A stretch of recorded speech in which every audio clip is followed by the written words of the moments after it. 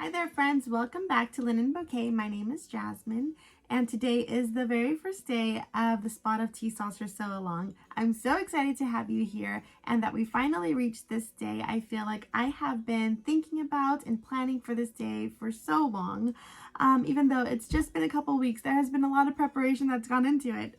But today we will be talking about the very first prompt of the week, making your tea bags. And we are going to begin with the fabrics. So I hope by now you have a really good idea after watching my last video about picking the fabrics for your tea bag. And just to show you, this is what we will be focusing on for week 1 of the sew along, making this cute little tea bag the best that we can. And so I have my 4 favorite picks here. I have my wheat colored linen, and then this light, almost baby blue. It's like a pin drop square almost. And then I have this wheat colored little tag printed fabric, and then this very light pink fabric stripe. These 4 prints will actually work really well with the majority of my fabrics for the sew along and for the saucers. And so that is what I chose. I can't wait to see what you chose. I'm really excited to see all the pictures that you'll be posting on Instagram. Be sure to use that hashtag Spot of Tea Saucer. I feel like I'm repeating the same thing over and over again. And I hope it's not annoying you, but I just want to be clear on what I mean. I don't want to cause any confusion, so I hope that's helpful. All right, so I have my fabrics here. Now, I don't think you're going to need more than about a fat eighth or a fat quarter for these tea bags, unless you're planning to make just a ton of these saucers. I'm planning to make about 18. So this is more than plenty of fabric that I need for them. These are about a fat quarter each, and I'm not gonna use all of this. But I just wanted to show you what I am starting out with and what I will be tracing my pattern onto. You're gonna need your embroidery floss, your marking tool, whichever one that is, of course the stencil from the pattern, and you're gonna need a hoop, and then whatever method you plan to use for tracing. Now, since I do not have a light box, what I usually do is I will tape my stencil and my fabric up onto a window, a very brightly lit window in the house, or also you could use your phone if that's just what you have on hand. This is my cute little family, I love them. But you can use your phone. You could use this on the background as light for your fabric, so you can see right through that. Or you can also grab an iPad. And one more way is if you have a cabinet around your house that has a glass door, you can put a lamp behind that glass door, or open the glass door. Let me see if this makes sense. Open the glass door, put a lamp behind it, and then tape up your stencil and your fabric. So then you can trace onto it without having to be up against the window or messing with your phone or iPad. Those are just some extra ways of how to trace. Okay, got my blue fabric piece here. So I'm gonna go ahead and turn the camera down so you can see exactly how I'm putting this together. And I'll sew a couple stitches with you also, just so you can see how easy this embroidery is.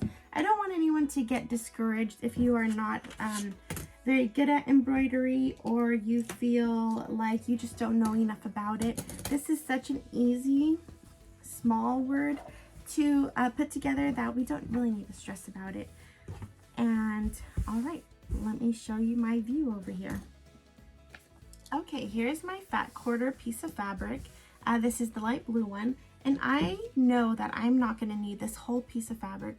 It depends on the amount of tea bags that you'll be making. Like I said, I will be making about 18 of these saucers, and majority of those will be made with my linen fabric. That is this print here, okay, or this material here. So I'm not going to make that many with this blue one. I would say I'll make about 6 with this one here. All right, so I'm gonna cut out just this rectangle that is large enough to fit onto my hoop and large enough to fit the amount of tea bags that I need.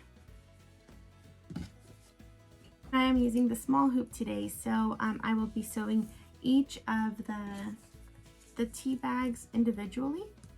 If you like a larger hoop, with my other piece of fabric, I will be using this larger quilting hoop. So that depends on how many you need. Okay, so I'm going to trace this, and I've got my marker here. I'm going to trace these here in the center so that I can get as many tea bags as I can fit here. And I'm just going to go around the edges here.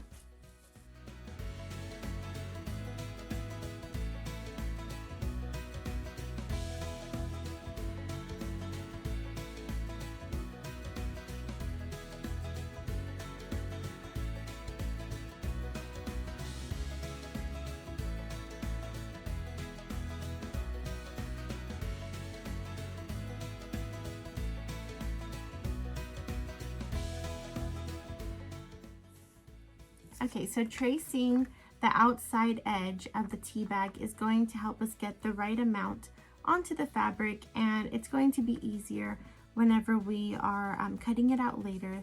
We know that we won't have overlapping tea bags whenever we embroider them on. Okay, then I'm going to stick this underneath here, and let me see, with the lamp that's behind the phone, I have a light shining that way. It is a little more difficult to see, but I will try my best here. Or maybe I should use my phone like I recommended. Let me see. All right, there's that light. And I can see the word tea right underneath. There it is.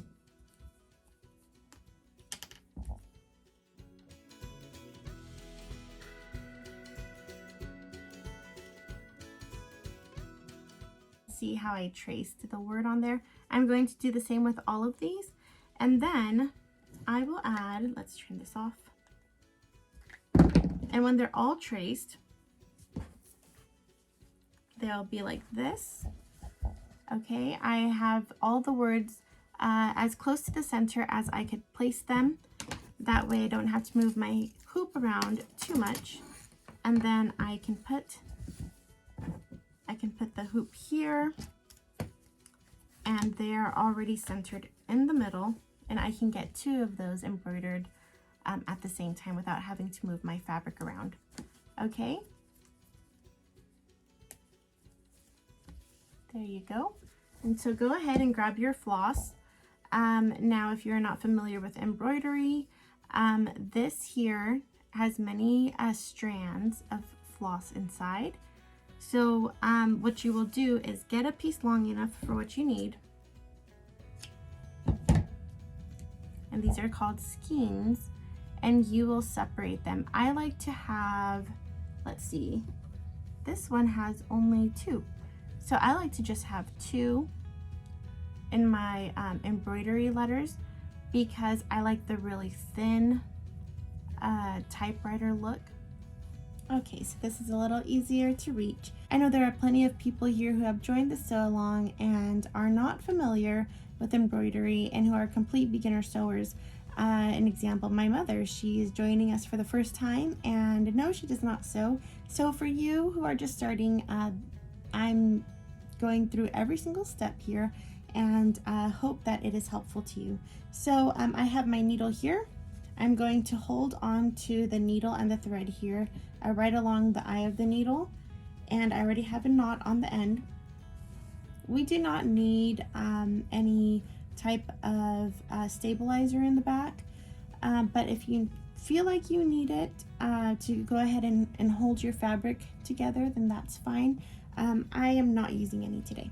So I'm going to start up here, and you will notice that my stitches are very simple.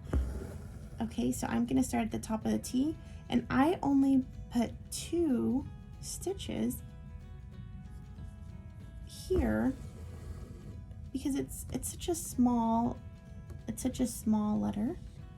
Okay, so it's not complicated because of the blocky typewriter styled letters. It is actually very easy to sew. There's nothing fancy to it. And then I just go along. I just go along everywhere I traced. Okay. And then I'm going to go to the top up here. Now, if you see me breaking some embroidery rules, I'm sorry. I break sewing rules all the time. I have not been classically trained. I have not been professionally trained. I have taught myself how to sew. I have watched little videos here and there to help out whenever I need it, but most of the time I'm figuring things out myself and finding ways that I can sew and make things easier for myself. So yes, that is what I will teach also. All right, and I noticed that one side of my T was a little bit traced a little bit longer than the other one, so I tried to shorten that. That's why I'm not completely going along with the blue lines. Okay, and you're going to embroider these words separately. So whenever I am done embroidering this word, I'm gonna knot off the end and snip it, and then begin this word separately. Okay, I'm not gonna keep the same floss going in between words, if that makes sense. All right, see how simple that was? It looks really good.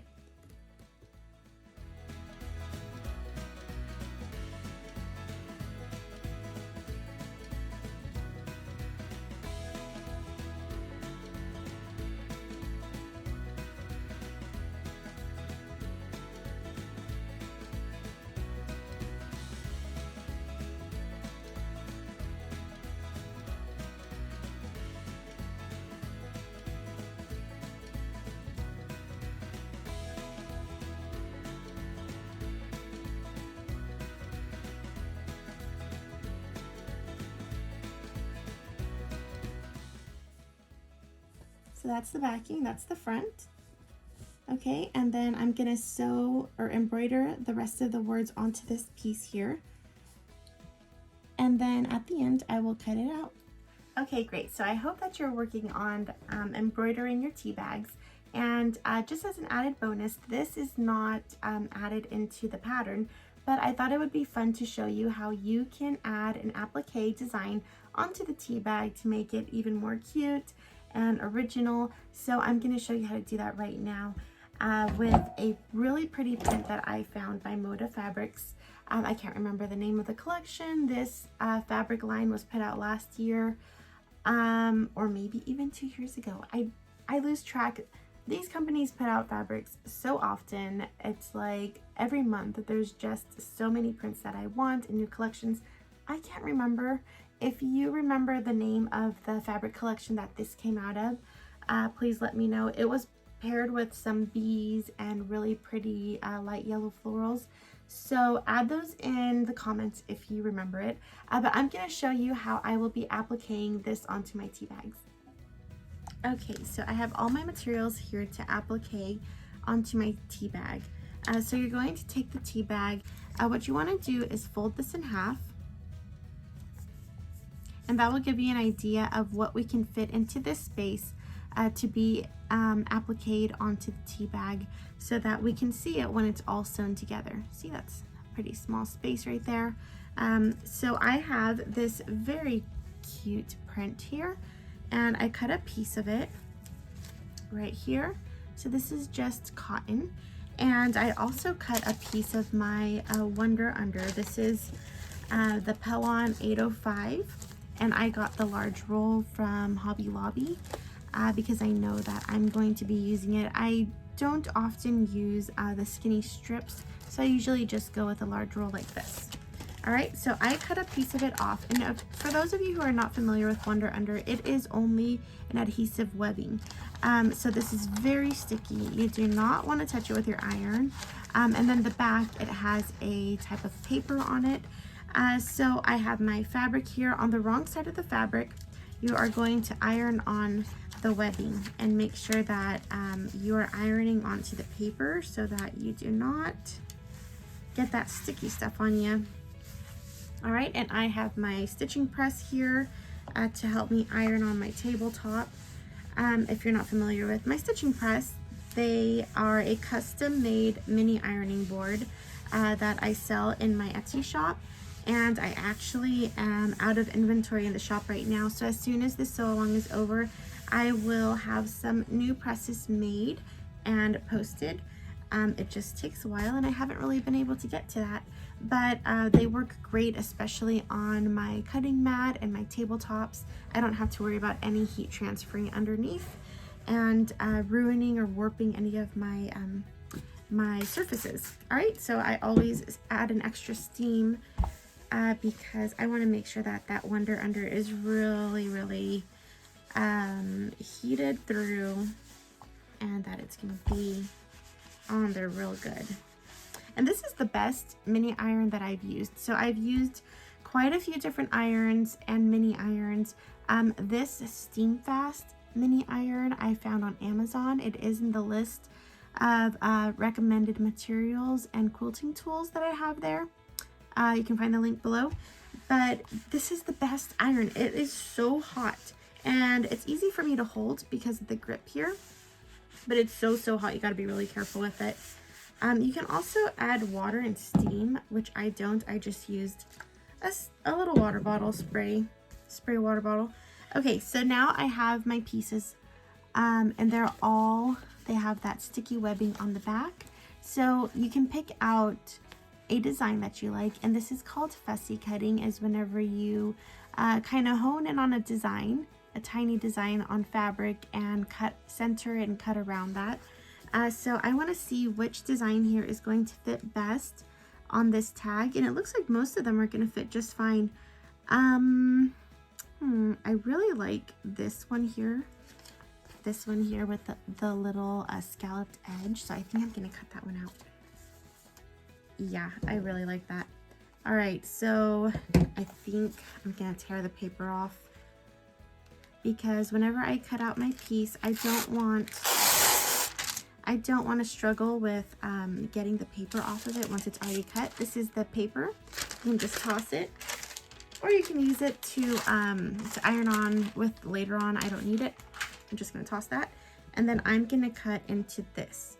So I'm going to cut right around this scalloped edge, and then I'm going to iron it onto my tea bag fabric, which I've already cut out. And I'm going to be real careful.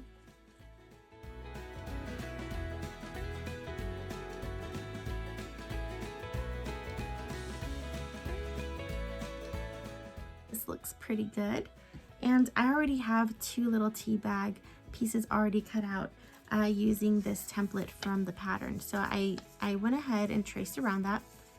And now I know whenever I fold this in half, it'll give me a nice edge of where I should be sewing this little applique piece onto. It is going to be a raw edged applique.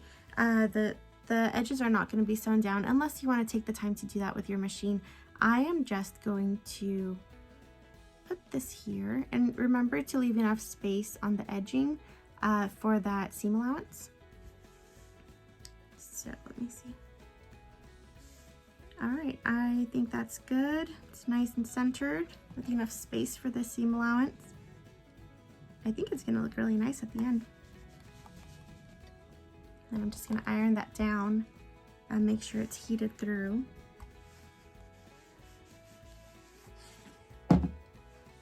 Okay, so that is another great idea of how to design your tea bag with some extra cute interest. And so what I'm gonna do is sew down with a white thread on that embroidered, on that scalloped edge, and it'll hold it right in place even after many uses.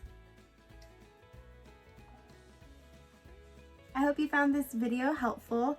Whether you are planning to embroider your tea bags or add some applique, I hope I gave you some great ideas on how to add some interest and cute details onto your tea bag. Go ahead and take the time to embroider them and design your tea bags. In my next video, I will be showing how I sew it together and how I add the cute little tea tag at the very top. We'll be sewing them together in anticipation for the second week of the sew along, where we will be making the saucers and assembling them all together.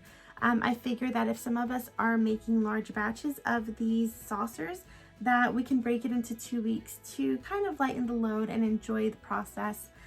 Make sure to post your pictures on Instagram so I can see along the way how your tea bags are coming along. One person from this week who has posted a picture will be chosen as the prize winner.